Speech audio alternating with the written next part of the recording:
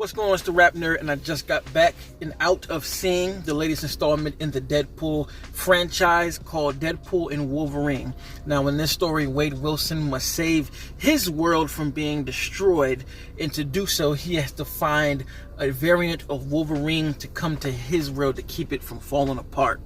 That's the synopsis of what you get in the movie, and I will say that I went into this film pretty weary because a lot of the live action multiverse movies have had a great first experience effect, but then on rewatch they just kind of nosedive drastically because the reveals are no longer unexpected and we know what we're going to get into, and once that kind of stuff wears away, you're left with the film that's just as is, and you can see it's not as great as it could be. So that being said, this might be my favorite live action multiverse take in the comic book realm, because I thought that this movie was actually really entertaining and a great experience on the first watch, but I also feel that it will hold up just as good, or if not as good, not a huge fall off like the others, because the movie is well made in a lot of different places. So first thing, the smartest thing that this film does is use the multiverse to its advantage in the best way possible. And no, I'm not talking about the reveals and all of the things that come along with the movie and surprises. I'm not going to spoil any of that. But what I mean is Wolverine being a equal character as Deadpool. That to me is what made this movie stand so well. And I like this film more than the other two. And it also brought me back to my days of comic collecting in the 90s. And I noticed that all of the comic books that I have of Deadpool are the ones when he's working with other people. Like the comic book when it has Cable, Wolverine, and Spider-Man, I believe it's called Sins of the Sinister or something like that. And then you have, of course, the Wolverine and Deadpool comic that they did right after Wolverine had a shared comic with Gambit.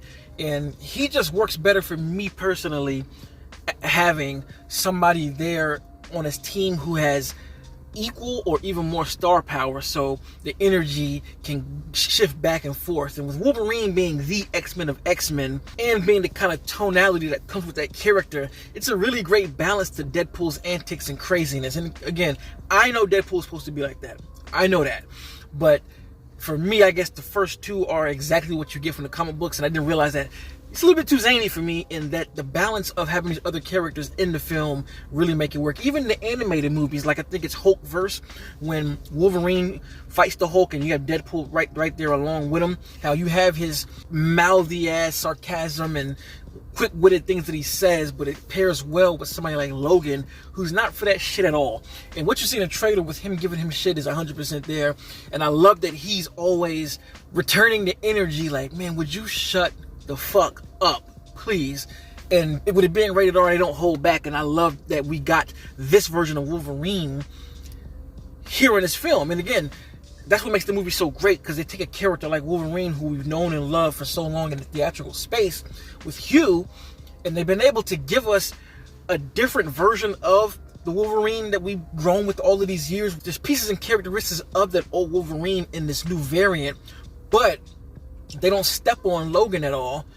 But they also managed to give us a version of the character that we haven't seen, like that's 100% like the comics, but still in line with what Hugh has done in the past. So it almost feels like, though this is a variant, this is all led up to this point, and it just works well. Like, Wolverine was my favorite part of the film. I don't know if I said it because I didn't do a trailer review or reaction or anything, but this movie hands down had me when Hugh decided to be back, and then the reveal of him being in the yellow suit. I'm all in, because this is all that I've wanted to see since Hugh has ever been Wolverine. And for that part alone, I had an amazing time watching this movie, because this is like the Wolverine, like the shit that you watched on the 90s animated show. I don't know if y'all ever played, but Marvel vs. Capcom Wolverine, like he was doing stuff in here that I was like, oh, I remember seeing this. And we just never got any of that in any of the prior films, and not to knock any of them, because Logan's a masterpiece. I love the Wolverine, the one that takes place in Tokyo, and I also love the first trilogy. I'm a junkie for those movies, but here we get that Wolverine, and it is just so great. And also, when I was talking about, the multiverse film, what this film also does, again, with bringing in Hugh, he's the actual part of the story, and it's like being able to get a second shot at a character and do things that we've never seen done in live action for this character, and they're able to work a lot of different things in there with this character that also have a domino effect on Deadpool as well, that brings a certain sincerity into the movie. Because one, you know Hugh and Ryan are really good friends, so you can feel that camaraderie and chemistry in these two acting as both characters. It just feels very genuine, from them being pissed off to each other to showing genuine love. It does an excellent job at that. And also, when it comes to the multiverse thing, it doesn't lean on it like other movies do, I'll say that. So when these wild things happen, it's not like that's all the movie has to offer. I feel like the story and how we get to the place that we're at, you know, the setting that you see that's all looks dystopian, there's a reason why that place looks like that. I don't know if any of the trailers have said, I haven't seen all the trailers, but the reason why it's like that and the reason why things are happening in this part of the universe, I thought was dope. That's actually a really cool idea. And I don't know if the writer, you know, Sean, he directed and wrote this thing.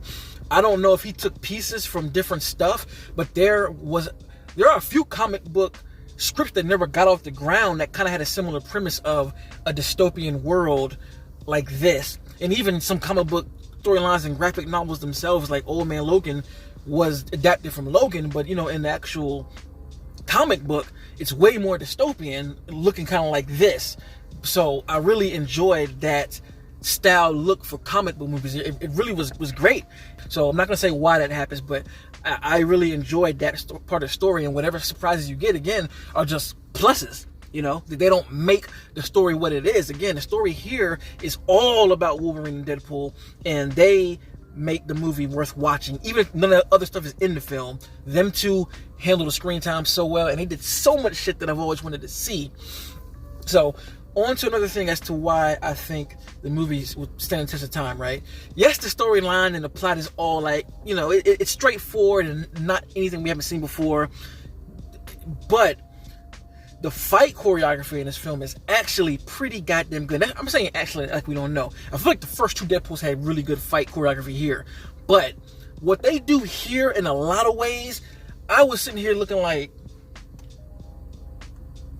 who, like, this isn't Sean Levy to do this? Like, there are some ridiculous action sequences. Like, there are a few in here that I'm just, like I was gawking, because I was like, I wanted to see this for so long when it comes to Wolverine and other characters. They really nail it home with the fights in this film. All great. I mean, there's one in the third act that I was like, okay, they can't top these other fight scenes. And then the third act comes, and there's something that happens. If you know what I'm talking about, you know what I know. And it was just like, wow. The way they did this sequence, to where they just held that camera, and it just tracks. Ooh. And honestly, it feels like a love letter to all of the past X-Men movies that Fox produced. They pay high respect to Wolverine. They pay high respect to Deadpool, and the way they just connect those universes. You could tell that if this was to close out all of the X-Men movies, it would be cool.